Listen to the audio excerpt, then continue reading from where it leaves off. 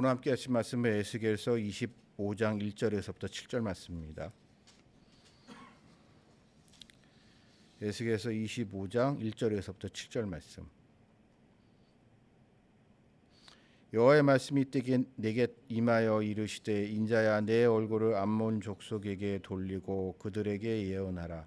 너는 암몬 족속에게 이르기를 너희는 주 여호와의 말씀을 들을지어다. 주 여호와께서 이같이 말씀하시니라. 내 성소가 더럽힘을 받을 때 내가 그것에 관하여 이스라엘 땅에 황폐하게 될 때 내가 그것에 관하여 유다 족속이 때에 내가 그것들로 대하여 이르기를 아하 좋다 하였도다.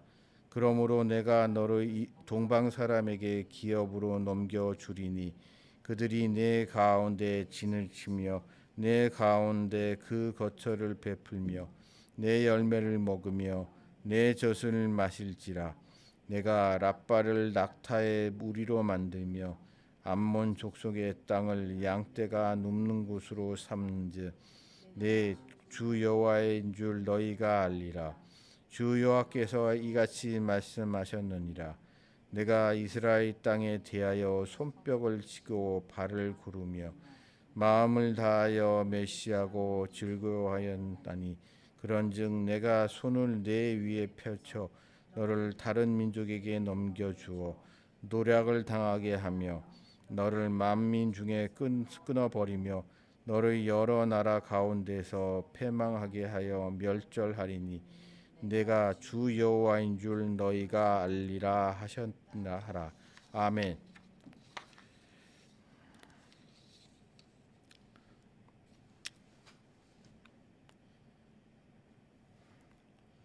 사람은 친구를 잘 사귀어야 된다고 하죠. 왜냐하면 사람이라는 것은 서로 영향을 주기 때문에 그렇습니다. 제가 중학교 때 친구 중에 참 좋은 애가 있었어요. 공부도 잘하고 운동도 잘하고 친구들하고도 잘 지내고 그렇게 너무 모든 면에 있어서 모범적인 아이였는데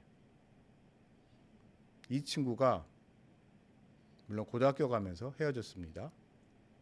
저와 다른 학교를 갔는데 고등학교에 간 이 친구가 나중에 소식을 들어보니까 완전히 망가졌더라고요. 그랬던 애가 아닌데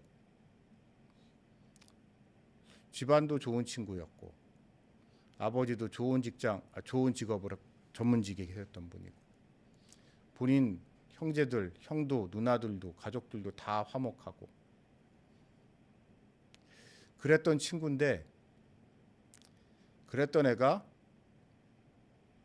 정확히 말하면 고등학교에 들어가서 이상한 친구들을 만나면서 그 친구들과 함께 술 마시고 담배 피는 불량 청소년이 됐다는 이야기를 나중에 우연히 듣게 됐습니다.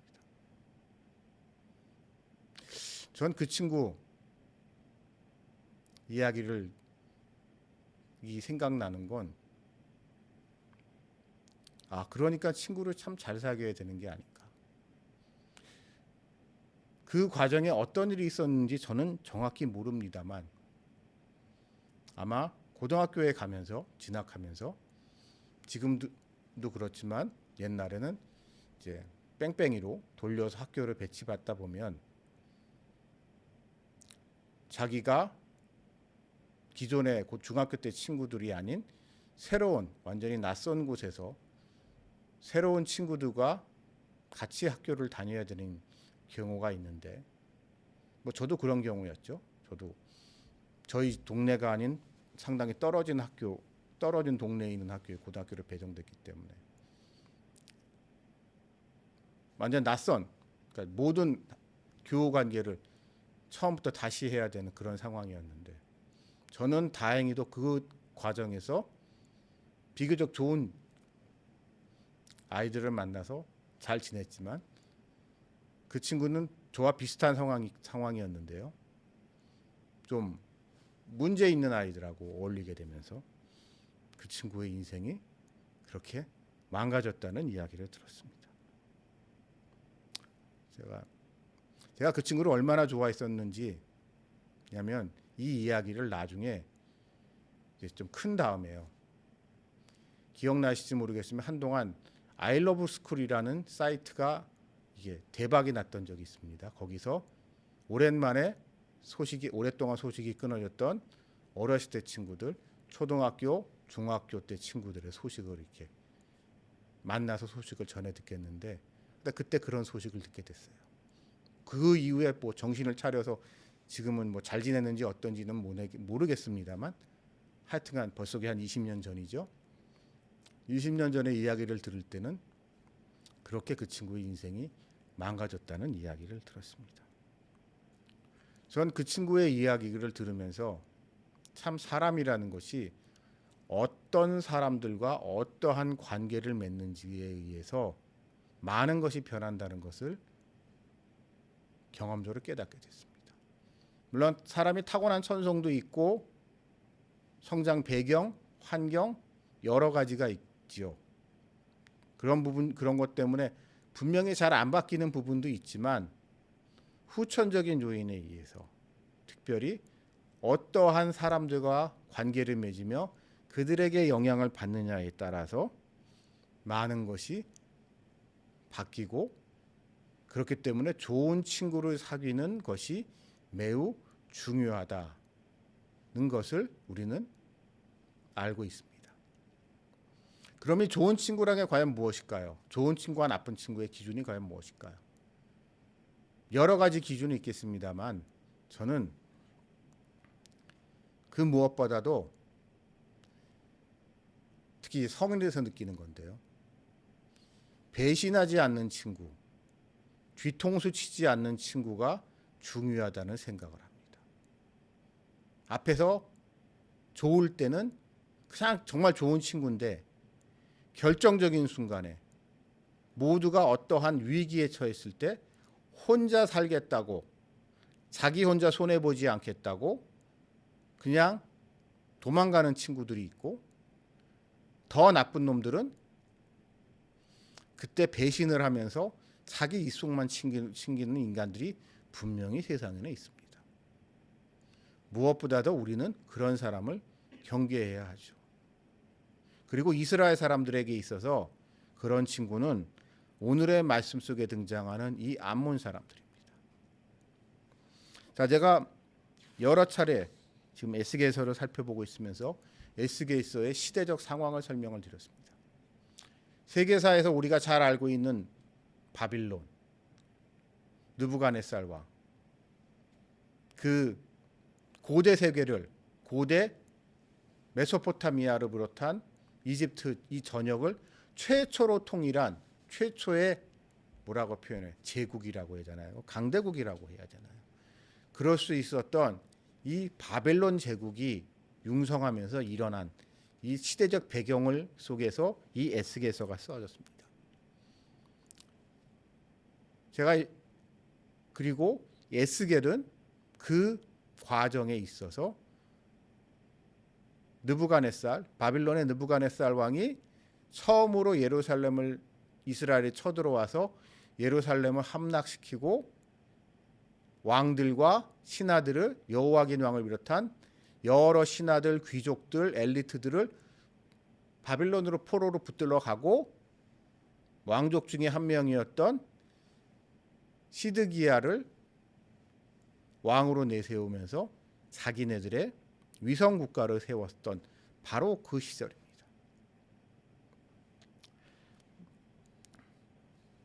근데 이 시드기야 왕, 느부갓네살에 의해서 왕위에 올려진 시드기야 왕은 그럼 당연히 자기가 누구 덕택의 왕이 됐어요? 느부갓네살 때문에 왕이 됐어요. 그러면 느부갓네살한테 충성을 해야 될 거 아닙니까? 느부갓네살한테 충성을 해야 되는데, 처음에는 느부갓네살 왕 말 잘 듣고 잘 지냈지만 이제 몇 년이 지나고 난 다음에 자신의 왕권이 공고해지고 난 다음에 딴 마음을 품기 시작합니다. 후방에 있었던 어찌 보면 바벨론과 경쟁 관계에 있었던 애굽, 지금의 이집트죠. 애굽이 뒤에서 외교적인 공작을 벌입니다. 외교적 공작을 벌여서 반 바빌론 동맹을 만들어요. 그러니까 지금도 그렇지만 고대 사회에서 애굽은 최대의 곡창지대고 가장 경제적으로 부유한 지역입니다. 근데 여러분, 이게 사람이요, 그런 게 있습니다. 돈이 많으면 싸움을 잘 못해요. 싸움보다는 돈으로 문제를 해결하려고 해요. 그러니까 애굽은 자신들의 막강한 경제력을 바탕으로 자기 주변 국가들, 특히 자기네 나라와 바벨론 사이에 있던 나라들에게 요즘으로 하면 경제 지원을 하면서 그들을 방패막이로 삼는 반 바벨론 동맹을 만드는데 이 이스라엘의 유다 왕국의 시드기야가 이렇게 세상 판이 흘러가니까 자기를 왕으로 세워줬던 바벨론의 느부갓네살 왕을 배신하고 반 바벨론 동맹에 합류합니다. 그러면서 우리가 알고 있는 평소에는 사이가 그렇게 나빴던 이스라엘 주변에 있었던 우리가 알고 있는 블레셋이라든가 이런 모든 나라들이 다 하나로 똘똘 뭉쳐서 도원 결의를 해요. 우리 혼자 하나하나는 바벨론한테 상대가 안 되지만 우리가 힘을 합치면, 더군다나 저 돈 많은 애굽이 이렇게 화끈하게 밀어주니까 우리가 힘을 합치면 바벨론을 이겨낼 수 있다라고 하면서 반 바벨론 동맹을 결성하는데, 시드기야가 이 시점에 하다 배신을 때리고 반 바벨론 동맹에 참여하게 됩니다. 그랬더니 물론 이게 좀 세계사 속에서 보면은 이것이 가능했던 이유는 바벨론에게 다른 나라들이랑 전쟁이 벌어지게 돼요. 그러니까 전선이 이쪽 전선이 아니라 다른 쪽의 전선이 나라들하고 전쟁이 벌어지면서 우리가 알고 있는 근동 지역, 팔레스타인 지역 이쪽에 대해서 소홀하되니 그 틈을 노려서 그들이 딴 마음을 이렇게 품은 거죠. 이 일이 처음 일어났을 때는 바벨론은 시드기야 왕은 그러니까 느부갓네살 왕은 당장은 지금 이제 전쟁하고 있는 그쪽 다른 전선이 중요하니까 넘어갔습니다만, 이제 시간이 지나면서 다른 방향의 적들을 다 물리치고 그 지역을 다 정복하고 다른 문제가 다 다른 쪽에서 다 문제가 해결되고 난 다음에 이제 말머리를 돌려 이쪽으로 쳐들어옵니다. 이 배신자들 내가 가만 안 놔두겠다고.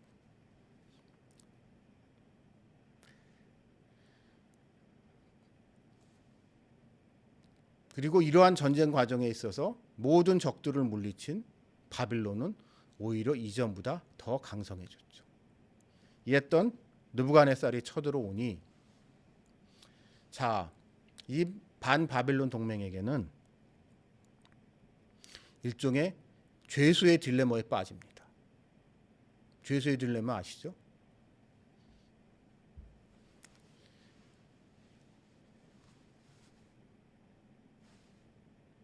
누가 먼저 배신할 것인가? 불과 얼마 전만 해도 호기롭게 우리는 할 수 있다. 우리가 힘을 합치면 할 수 있다라고 했던 여러 나라 왕들이 저 밀려 들어오는 거대한 바벨론의 느부갓네살의 군대를 보면서 다들 서로 눈치를 보기 시작합니다. 그러다 제일 먼저 배신을 때린 게 이 암몬 사람들입니다. 아니, 얼마 전만 해도 다 같이 힘을 합쳐서 우리가 서로가 서로를 돕자고 했던 암몬이 배신을 때리고 바벨론에 붙어서 오히려 바벨론의 앞잡이가 되는 거죠.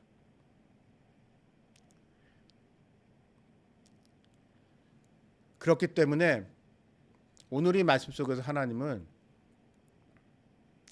바벨론을 심판하시겠다고 말씀하고 계십니다. 그러면 우리가 이 바벨론의 앞잡이가 된 암몬에 대해서 한번 생각을 해봅시다. 그들은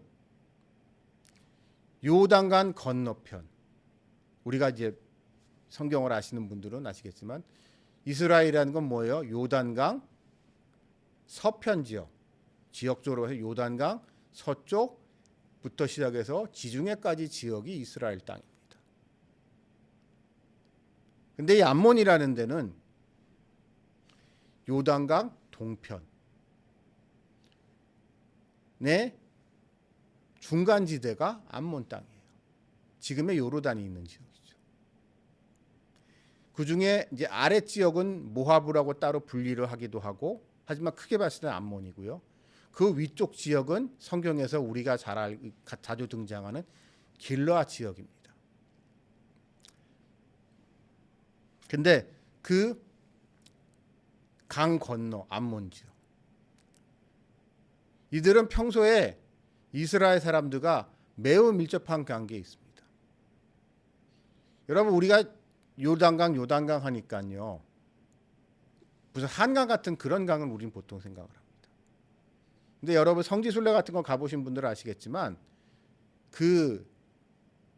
우리 기준으로 봤을 때 이 요단강이라는 게 큰 강이 아니에요.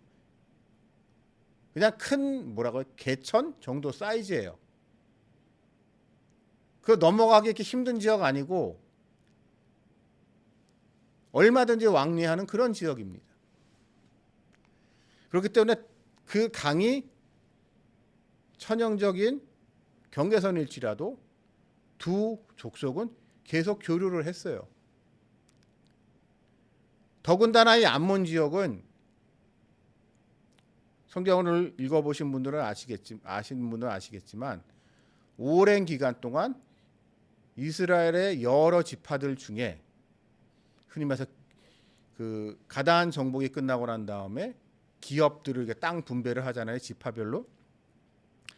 땅 지파별로 분배를 하는데 특이하게 이 지역은 광야 40년 기간 동안에 마지막 기간에 그 지역을 통치했던 사람들이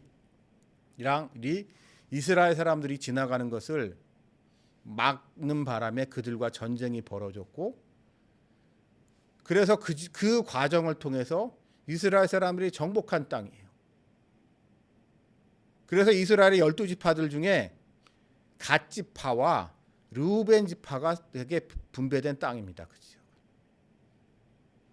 그러니까 여호수아서까지 올라가게 됩니다.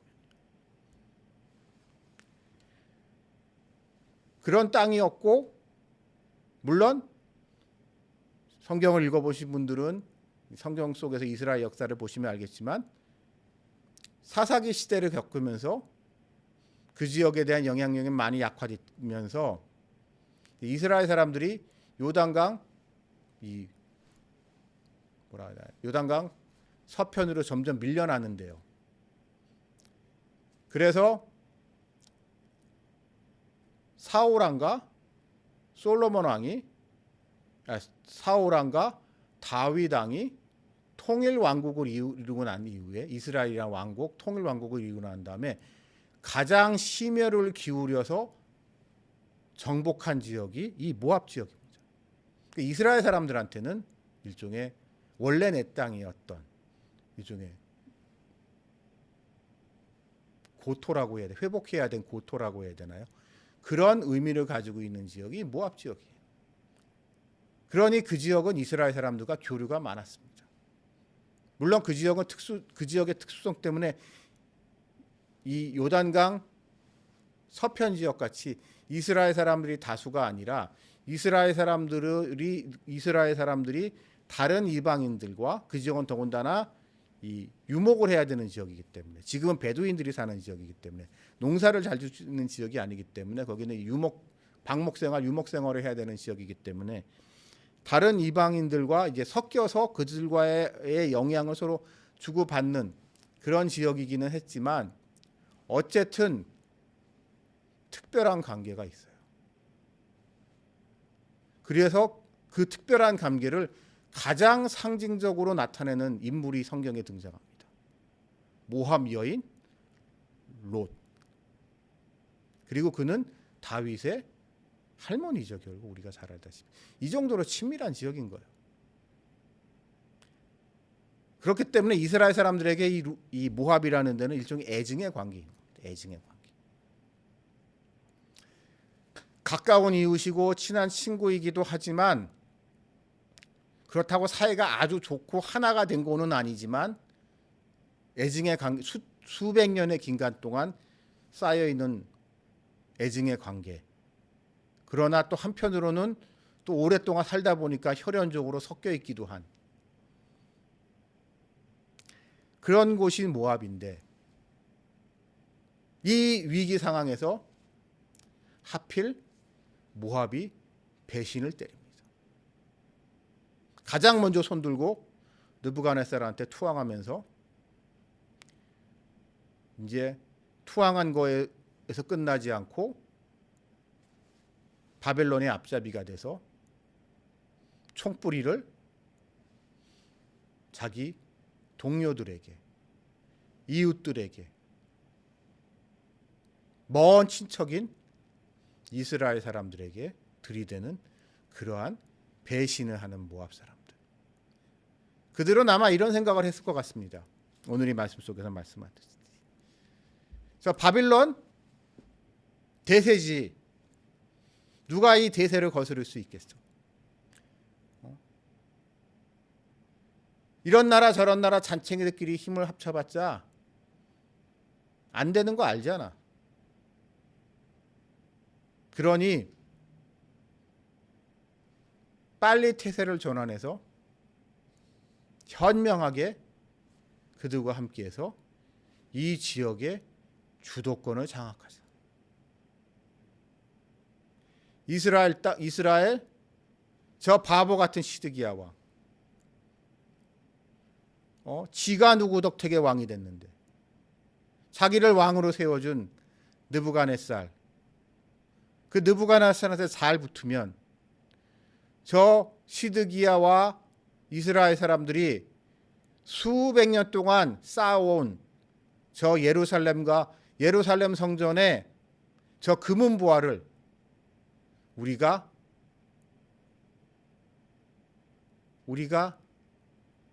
챙길 수 있을 거야. 물론 대부분은 바빌론이 다 가져가겠지만, 거기서 이삭이라도 주우면 좋겠다. 그리고 이 지역을 우리의 영향권으로 삼아야지 라고 생각하면서 그들은 배신했고, 스스로 이러한 자신들의 행동에 대해서 그들은 우리는 똑똑하고 현명하고 영리하고 하면서 자화자찬을 했을 겁니다. 그러한 이들에 대해서 오늘 하나님은 이 심판의 말씀을 전하고 계시는 겁니다. 너희 뜻대로 되지 않을 거라. 당장은 너희가 뭐 좀 생기는 것 같지. 그러나 너희는 결국 제 귀에 제가 넘어갈 거야. 내가 너희를 가만두지 않을 거야. 역사의 주인은 여호와 하나님이시고, 우리는 알 수 없지만 그런 일이 벌어지는 데에는 그럴 만한 이유가 있는 것이고, 인간이 아무리 똑똑하고 잘난 척 해봤자 결과는 하나님의 손에 달려 있다는 것을 오늘 이 말씀 속에서 선지자 에스겔을 통하여 전하고 계십니다.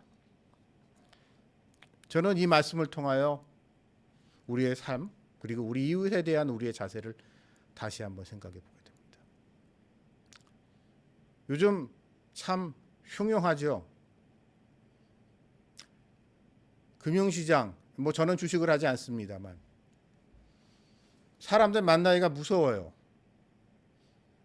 주식시장이 지금 엉망이 되면서 길거리 나가보면 사람들 얼굴빛이 참 어두운 게 초점 잃은 시선들이 느껴져요. 근데 이러한 타인의 슬픔에 대해서 타인의 다른 사람이 망해가는 모습을 보고 같이 아파하고 같이 슬퍼하는 것이 아니라 이것을 기회 삼아서 자기 거를 챙기려고 하고 있는 그런 사람들이 있어요. 그 금융상품 중에 인버스라는 게 있거든요. 인버스 ETF 같은 걸 하면서 남들 망하기를, 주식시장이 폭락하기를 아주 고사 지내는 인간들이 있습니다. 영화 빅쇼트라는 게 있어요. 거기 보면 마이클 버리라는 사람의 실화를 바탕으로 한 건데, 서프라임 모기지 사태 때 이 인버스로 수십조의 돈을 번 사람이 이야기입니다. 근데 그런 사람을 영웅화하고 선각자로 보는 그런 시선들이 있는데, 글쎄요, 남의 불행을 자기의 행복으로 한 사람에게 과연 행복이란 있을 수 있을까요? 물론 그것이 공정한 게임의 결과다라고 하면서 자신의 부를 정당화하고 여전히 잘난 척하고 다니고 있습니다만,